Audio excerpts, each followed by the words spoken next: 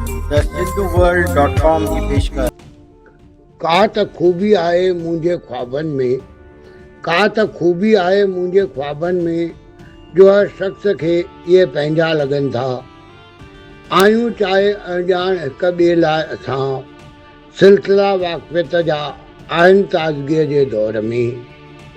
चवनि ख्वाब छो था फासनि कयासनि जे ॼार में, छो पुराणनि रिश्तनि जा नवां अहसास थियनि था।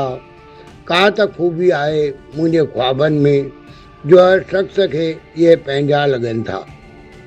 ख्वाब ऐं रिश्ता अखियुनि ऐं अहसासनि में जनम वठनि था।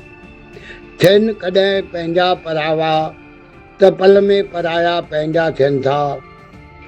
हलियो वेंदो कॾहिं केरु छॾाए हथु, सभु बेख़बर रहनि था। रिश्ता तोड़े ख्वाब आहिनि नाज़ुक, पल पल संभाल घुरनि था। का त खूबी आहे मुंहिंजे ख्वाबनि में, जो हर शख़्स खे इहे पंहिंजा लॻनि था। ख्वाब जी तासीर रिश्तनि जो संसार, ख्वाब जी तासीर रिश्तनि जो संसार, ख़ासि कारीगरीअ जो कमाल थियनि था। ख्वाब बेवक़्ती मौत लाइ आज़ाद सचल खे कसूरवार चवनि था।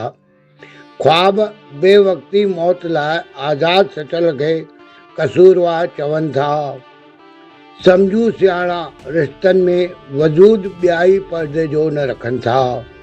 का त खूबी आहे मुंहिंजे ख्वाबनि में, जो हर शख़्स खे इहे पंहिंजा महसूस थियनि था, पंहिंजा महसूस थियनि था। मां SP सर, गांधीनगर, कोल्हापुर।